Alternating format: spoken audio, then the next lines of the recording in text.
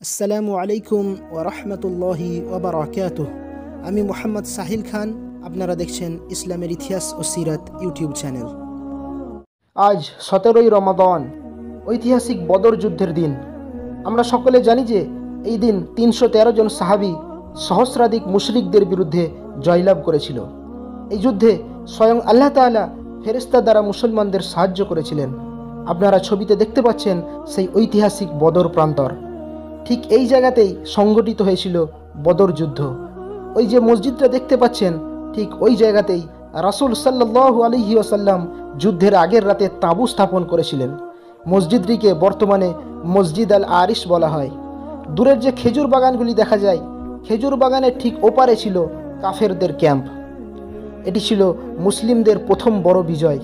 এই যুদ্ধে 14 জন সাহাবী শাহাদাতের মর্যাদা লাভ করেন। এই যে শিলালিপিটি দেখতে পাচ্ছেন, সেখানে সেই 14 জনের নাম লিপিবদ্ধ করা রয়েছে। আর এই যে প্রাচীর, এই প্রাচীরের ঠিক ওই পারেই রয়েছে সেই 14 জন সাহাবীর কবর। ভবিষ্যতে এই ধরনের আরও ভিডিও পাওয়ার জন্য আমার এই ইউটিউব চ্যানেল ইসলামের ইতিহাস ও সিরাতকে অবশ্যই সাবস্ক্রাইব করবেন এবং ভিডিওগুলি ভালো লাগলে বন্ধুদের মাঝে শেয়ার করতে ভুলবেন না। ওয়া আখির দাওয়ানা আনিল হামদুলিল্লাহি রাব্বিল আলামিন।